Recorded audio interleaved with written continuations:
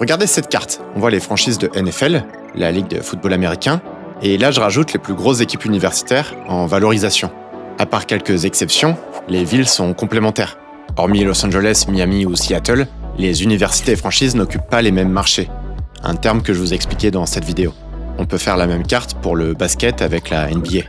Alors évidemment, l'influence d'une équipe ne se limite pas à une ville ou même à un État, mais le fait que les équipes universitaires soient sur des territoires différents, ça leur permet de s'adresser aux angles morts économiques laissés par les franchises, et surtout de créer des communautés extrêmement engagées. Par rapport à la taille et à la population du pays, il y a relativement peu de clubs pro, et donc peu de matchs à voir dans les ligues majeures. Les Américains résidant dans des villes qui n'ont pas de franchise peuvent quand même accéder à des matchs de très haut niveau sportif grâce aux universités. Le sport universitaire, c'est un rituel social en lui-même, où les communautés se rassemblent autour de leur équipe locale. On y a parfois étudié ou rencontré nos amis actuels. On y retrouve une ambiance qui se rapproche du modèle de supporterisme européen. Les franchises des ligues majeures sont des marques qui peuvent bouger d'une ville à l'autre. Elles sont parfois déconnectées de leur tissu local et ont des stades souvent remplis de spectateurs et pas toujours de supporters.